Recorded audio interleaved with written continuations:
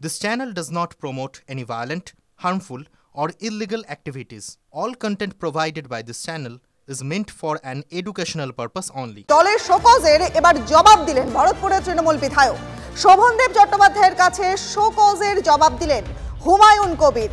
কথা বলবো আমাদের সহকর্মী প্রদীপ্ত কান্তি ঘোষ এই মুহূর্তে রয়েছেন আমাদের সঙ্গে। প্রদীপ্ত, দলের শোকজের এবার জবাব দিচ্ছেন ভরতপুরের তৃণমূল বিধায়ক, কি কি তথ্য পাচ্ছ?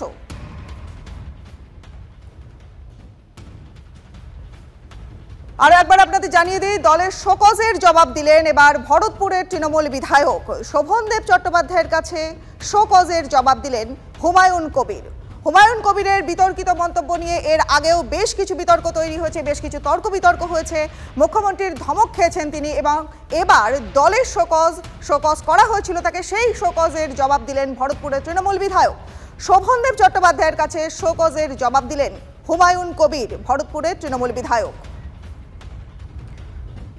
গতকাল হুমায়ুন কবিরকে ধমক দিয়েছিলেন মুখ্যমন্ত্রী মমতা বন্দ্যোপাধ্যায়, বলেছিলেন যে কথা কম বলুন, গতকাল হুঁশিয়ারি সুরে বলেছিলেন, এবং ভরতপুরের তৃণমূল বিধায়ক তাকে শোকজ করা হয়। দলের এই শোকজের জবাব দিলেন এবার ভরতপুরের তৃণমূল বিধায়ক। কথা বলবো আমাদের সহকর্মী প্রদীপ্ত কান্তি ঘোষ এই মুহূর্তে রয়েছেন আমাদের সঙ্গে। প্রদীপ্ত, দেখো, হুমায়ুন কবির তিনি শোভনদেব চট্টোপাধ্যায়ের কাছে আজকে তিনি তার শোকজের উত্তর দিয়েছেন। এখনো পর্যন্ত যা জানা যাচ্ছে তার ঘনিষ্ঠ মহল সূত্রে, তাহলে তিনি যে বিষয়গুলি তিনি বলেছেন এই চিঠিতে, সেখানে যে অভিষেক বন্দ্যোপাধ্যায়কে তিনি দায়িত্বে আনার কথা বলছেন, সেটা কেন দল বিরোধী হবে।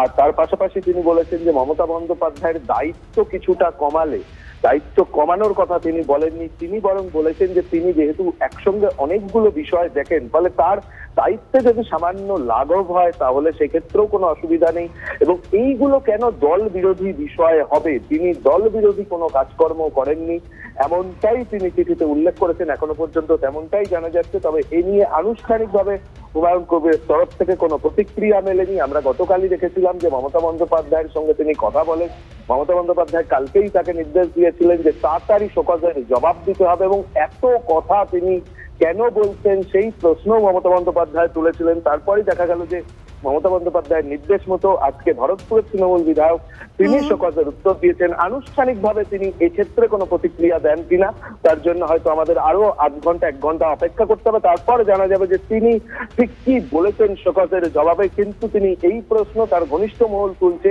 যে কল্যাণ বন্দ্যোপাধ্যায় যেভাবে দলের শৃঙ্খলা ভেঙে দলের ছাত্র নেতা তৃণাঙ্কুর ভট্টাচার্য সম্পর্কে মন্তব্য করেছেন, সেই মন্তব্যের কেন শৃঙ্খলা ভঙ্গ হবে না, তার কেন শোকজ করা হবে। এবং তিনি এক্ষেত্রে বলছেন কলকাতার নেতা হলে কি তিনি ছাড় পাবেন, জেলা থেকে আসা গ্রাম থেকে আসা নেতা হলে কি তার ক্ষেত্রে দল আর এক রকম ব্যবস্থা নেবে।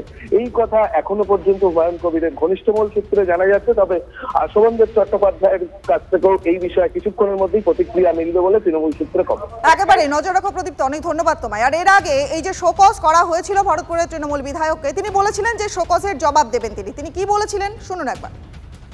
যে ইস্যুতে করছেন, আমি যথাযোগ্য ডিসিপ্লিনারি কমিটিকে সম্মান জানিয়েই যথাযোগ্য সময়ের আগেই আমি তাদের জবাব দিয়ে দিই।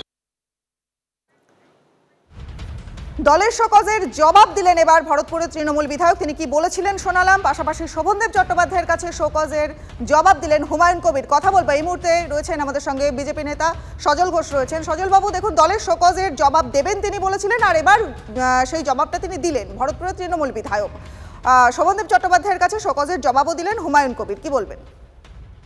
দেখুন, উনি তো জবাবে কি লিখেছেন সেটা তো আমরা জানি না, বা আমার জানা নেই আর কি। তো এখন জবাব দিয়েছেন, জবাই করে দেননি এই অনেক। উনি তো আবার সবাইকে জবাই করে দেন না, 30% হিন্দুকে জবাই করার কথা উনি বলেছিলেন। তো ওনার দলের ব্যাপার, ওনাকে শোকজ করা হয়েছে, উনি জবাব দিয়েছেন, সেই জবাবে ওরা সন্তুষ্ট হলে ভালো, সন্তুষ্ট না হলে আরো ভালো, এটা ওদের নিজেদের ব্যাপার। কিন্তু আমি বলছি যে কোন প্রশ্নের জবাব চাইবেন, কোন বিরোধিতার জবাব চাইবেন? এই মানুষটা তো গত লোকসভা নির্বাচনের আগে মুখ্যমন্ত্রীকে অব্দি অপমান করতে ছাড়েননি। হ্যাঁ, মুখ্যমন্ত্রীর বিরুদ্ধেও প্রার্থী দেওয়ার কথা বলেছিলেন, মানে ওই অঞ্চলে প্রার্থী দেওয়ার কথা বলেছিলেন তৃণমূলের বিরুদ্ধে। তো এদের জবাব, এদের না জবাব, এদের লা জবাব, এতে আমাদের বাংলার মানুষের কি যায় আছে বলুন তো?